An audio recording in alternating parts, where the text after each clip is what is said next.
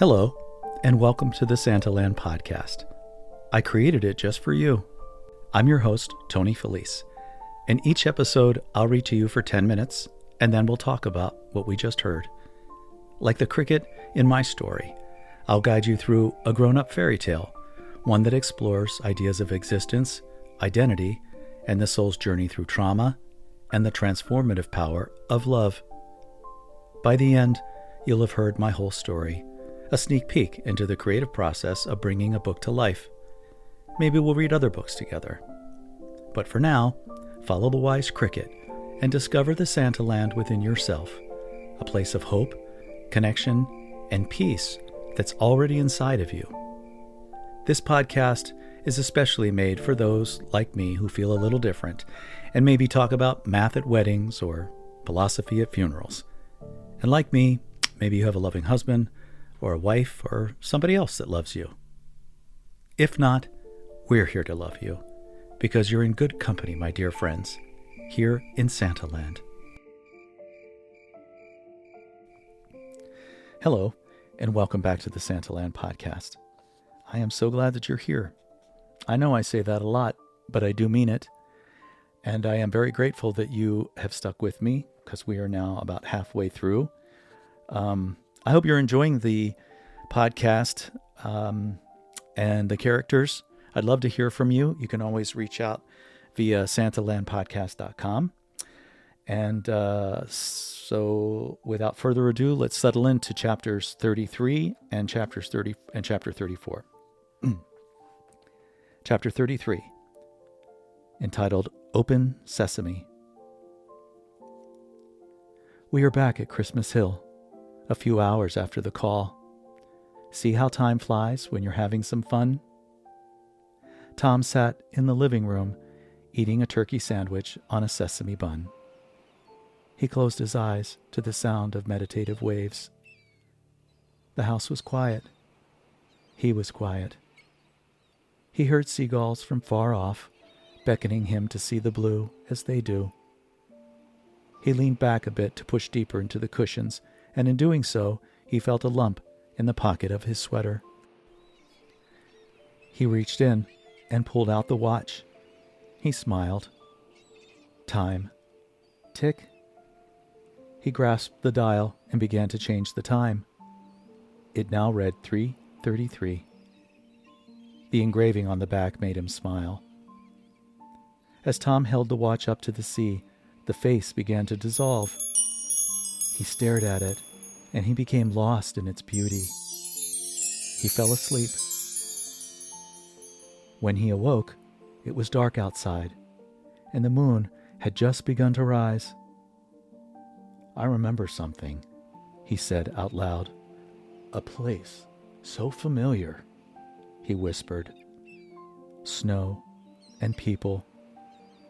He closed his eyes, and the image of the place returned in fragments.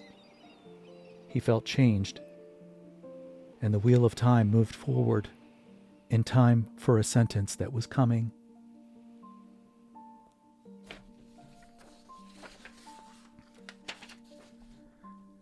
Chapter 34.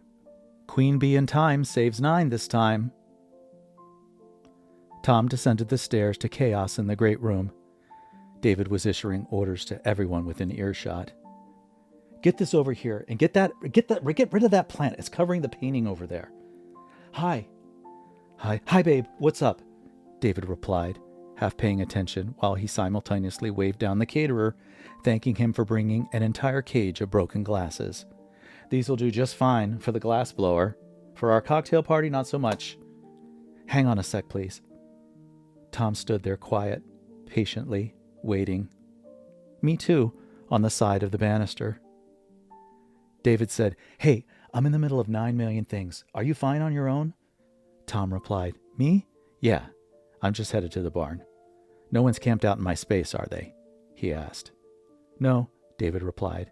Everyone's in the staging area. It's at the Green Cottage. Is anyone else coming? Asked Tom. No, just Meredith, David replied. But God knows if she plans to invite anyone while she's here.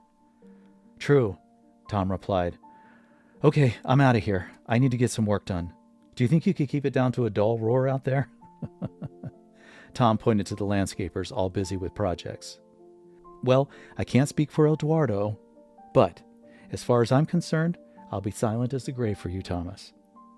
Smart boy, Tom said. He gave David a kiss and headed out the door towards a waiting computer. He felt like a schoolboy in trouble with the teacher. He had only notes, outlines, and half-written character profiles and a lot of mess. Ideas were scattered everywhere, but he felt good about where it was going. God help me if that cricket is still chirping in there, he muttered as he crossed the path towards his workspace. I took no offense. Just then a bumblebee busted out of nowhere and hesitated long enough for the air to shift. It hovered in front of his face before jetting over the roof. I think Tom knew that another success was within his grasp.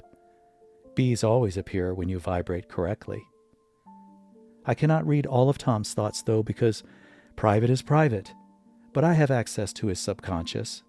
It was comfy there for a change.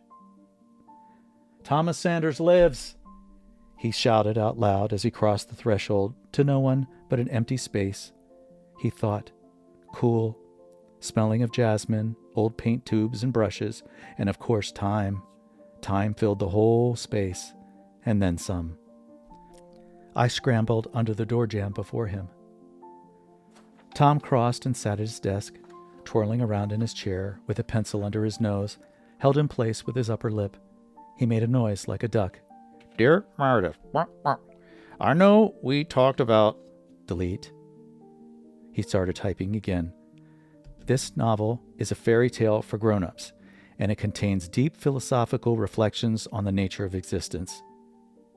He deleted another paragraph, shut down the program, and turned away from his desk. What do I have to show for all my work? He thought. I have a hand-me-down sweater of an idea while time slips by. I know what I'm trying to say, but I'm missing the point. I have yet to discover it. He picked up the phone. He called Corrine. She hosted a podcast, and Tom was her frequent co-host. They talked about life, publishing, words, and creativity. They interviewed each other and asked other artists to join them, asking them questions that they wanted to ask. It was well received, but in its infancy.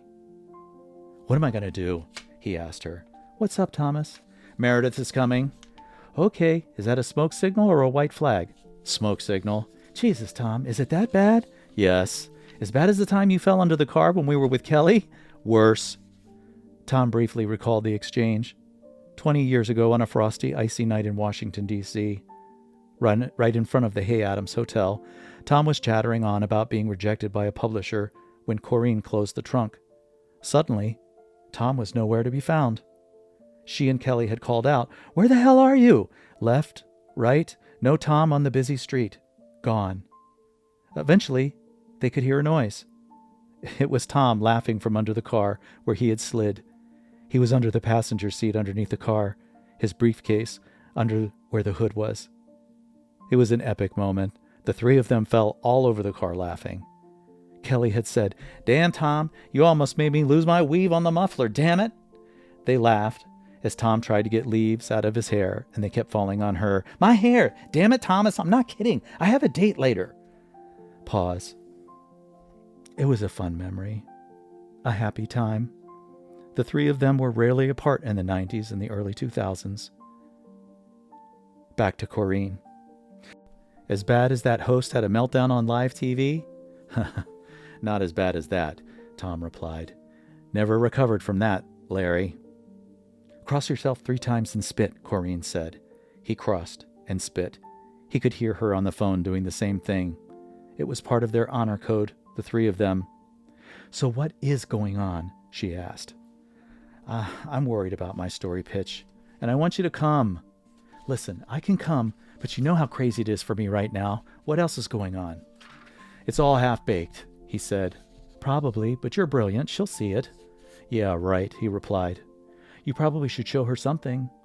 I know, but the problem is I sort of threw all that out and started over anyway. Have you talked to Kelly? She asked. She's off on some speaking thing again. She doesn't have time for me, Tom replied. Oh, she has time. She's fronting. Why? He asked. Sick of me and my madness? No, just waiting for her moment. You know how she is, Corrine replied. She's the most real one out of the three of us, and she wants to see you in person. She told you that? In so many words, she replied. Oh, so she has time to talk to you then? Thomas, how can I help my friend? She said with a tone of finality. Sigh. Just be there for me when my head implodes, he replied. I will, promise. Listen, Toots, I want you to host another episode with me next month, okay? We'll talk later. It'll take your mind off things, and you're always so creative after we finish anyway. It could help. And the three of us could get a girls' weekend or something. And yes, David can come too. What would I do without you, Corky? Tom replied. Ha! Well, tell it to the meatballs in a month or so, she replied. Meatballs? Tom asked. Yeah, we're cooking for my new cookbook. You're my guinea pig. Oink, oink, said Tom. Bye, you. He set the phone on the desk after she hung up. Bzzz, bzzz. He flipped the phone over again. A text from Kelly. How ironic. Hey, Toots. I'm coming to you. Last minute. In and out. Overnight. You free? She texted. Tom replied, Kelly, smiley face. I will be very happy to see you. Trust me. Meredith is coming. ... Kelly replied, So is this good? Tom texted, Maybe, not certain. She replied, Lovely. Late for a session. I'll text David details. Toodles, TTYL.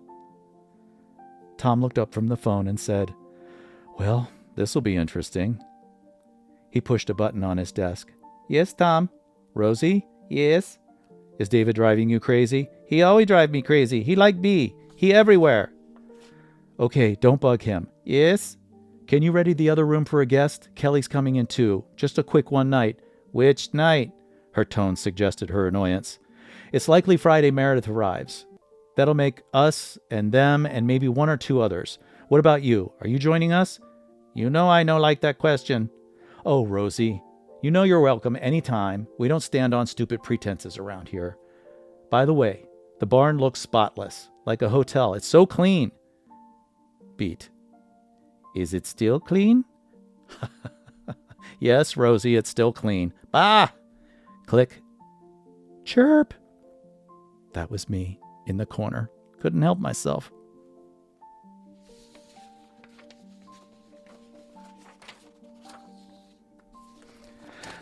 Okie dokie. So, plot mover. 2 chapters of plot movers. 1, there's a watch. It sounds like the watch is a portal. Goodness, what's that all about? We sort of begin to understand this connection between time and this watch. The time 3033, the time that Wendy passed and that they keep saying everywhere. And then in the next chapter, Tom is scared because Meredith is coming. And like me, I have notes. Before I wrote this book, I wrote like the scenario that this writer's late for his novel, and he's got this dragon lady of an editor, but they're friends, and he's married, and this is his sister, and this is his friend Corrine and Kelly, and this is where they live. I started to write those things down, but I didn't really. This is my creative process. I'll be honest with you. People will tell you all kinds of things. My creative process is I ask for the words. I sit in front of my computer and I ask. And as they come to me, I type.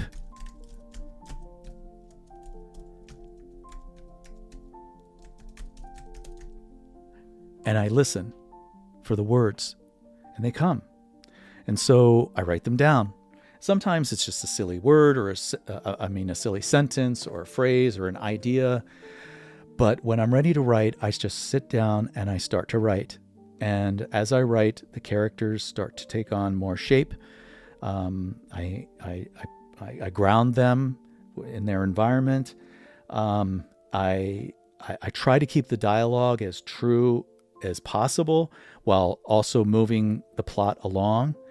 And I'm trying to find ways that you can have a deeper understanding of Tom and the struggle he's going through without being too maudlin and without it always coming from him all the time. because nobody wants to be the subject of their own conversation all the time. I hope not. I guess some people are. Anyway, I guess I am. I'm the subject of this conversation. But honestly, this is really about you. I'm sharing. That was the whole purpose for this whole thing. The whole thing, even writing the book, is I wanted to just put my little gift out into the world if I could. Who knows? All these things are a crapshoot sometimes.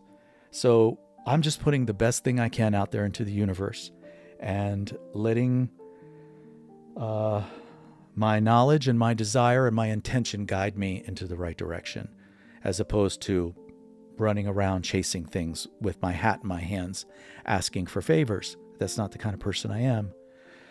So anyway, I also have so many blessings in my life. I have people. I have I have 5 very, very close friends that are trusted advisors who've been through thick and thin. Kind of person you can pick up the phone and call at 2 o'clock in the morning. Those are David's friends. Tom's friends, including David. So Corrine and Kelly and Tom went to college, and that was around the time that Tom met David. So they all have known each other for a very, very long time. And for you young people listening, just know that friends, there are different kinds of friends who come into your life. Some are tools that are meant to help you and then move on their way. Some are meant to shake you up and help you learn about yourself. Multiple traumas did not cause me to hate myself. Multiple traumas caused me to care deeply about myself. And that's a big difference. And the only reason why I was able to get there was because of the love and the compassion of the close friends that I have. I'm not talking about having 12,000 Instagram followers. I'm talking about people that you love and trust. And sometimes they come in and out of your life, but other ones may show up again. Others will be around forever, like my friend Tanya, who is based on the character Kelly, and my friend Kelly, who's based on the character Kelly. So anyway, those are my thoughts here, to humanize the characters a little bit, and provide some backstory. So that's my take on the magic of writing. It's one of the hardest things I've ever done. I paint, and painting is hard. Writing for business, creative writing for business can be challenging. To try to speak to as many audiences at the same time as possible, while speaking personally to those individual demographics. As a writer, writers write for different reasons. I write for you, not for me, not for my mom. They are the subjects here, but I guess I got to be honest. This is for me too, in that I'm expressing myself. I'm sharing my trauma. I'm sharing the lessons I've learned and how to cope with that trauma. I'm hopefully bringing a little bit of joy and happiness, and peace. I personally was 40 years old before I met my husband. That is a long time to go unloved. And I was single for the whole time. And I was in 2 longer-term relationships, but I might as well have been single. The only thing I learned from them was how to love myself better. So I thank them for that. But I lucked out when I found my Tim. I hit the jackpot. And I know he will tell you the same thing. But for me, I know where my bread is buttered. And he has given me the space to exist authentically in front of him and be loved. Warts and all. Warts and all. Trust me, I can put on a cape and be a superhero if I need to. I don't need to go into all the examples. You have to trust me on that. But at the same time, I'm a gentle and kind person. I don't like conflict, but I don't run from it. But I would prefer not to have it. I would prefer that everybody show up and do their best and care about each other and not be ego-driven, and be impeccable with their word. and be honest and true. These are the things that I value. Whether or not that's amplified elsewhere, I don't care. That's what brings me comfort, and I'm sure that that's what brings you comfort, and that's why you're here.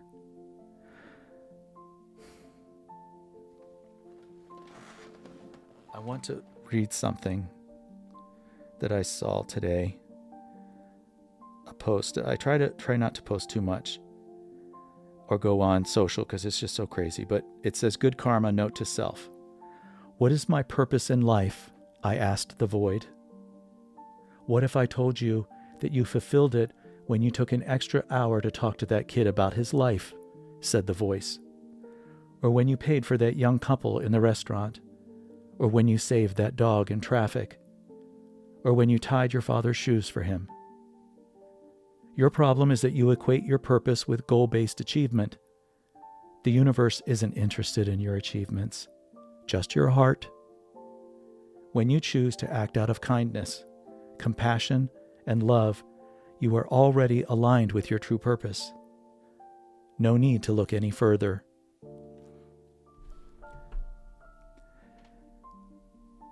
Santaland, I've discovered, is a real place in my mind. And you can only get there if you are vibrating at the right frequency. That's what unlocks the portal to Santaland. And I think that's the portal that unlocks the universe that we wish for ourselves. Is you got to have courage to stretch yourself out there and ask for what you want and to believe it to be true in others. And it will manifest. And there are those who come along who are not the same way, but they are only illusions because they are love spelled backwards, okay? Which is EVOL. Sounds like evil. But it's just the absence of love. And love is forward momentum. Love is infinite. Love is the universe expanding infinitely. What planet are you on? Where are you standing? I saw a post yesterday of the Earth and a satellite taking images from Earth that are that display the photosynthetic activity going on the planet, and it shows that the Earth has a heartbeat. Well, guess what? Earth is an anagram for heart. We learned that from the cricket, probably I think on the 5th page. Earlier on, were you paying attention? That's a secret. Living things live for a reason. Everything was created for a reason. Everything is beautiful. Everything is gorgeous. Everything is as it should be. If it's not, then that means it is not harmonious. That means it is discordant. It is not vibrating at the right frequency. So, like a rainbow, it is welcoming. It is a sign that you are safe. So vibrate at the right frequency, my friends, my beloveds. Vibrate at the right frequency. Love courageously, even when you have 9 million reasons not to. Thank you for joining me again on the Santaland podcast. I am eternally grateful that you have listened to my voice and that you are still here. God bless.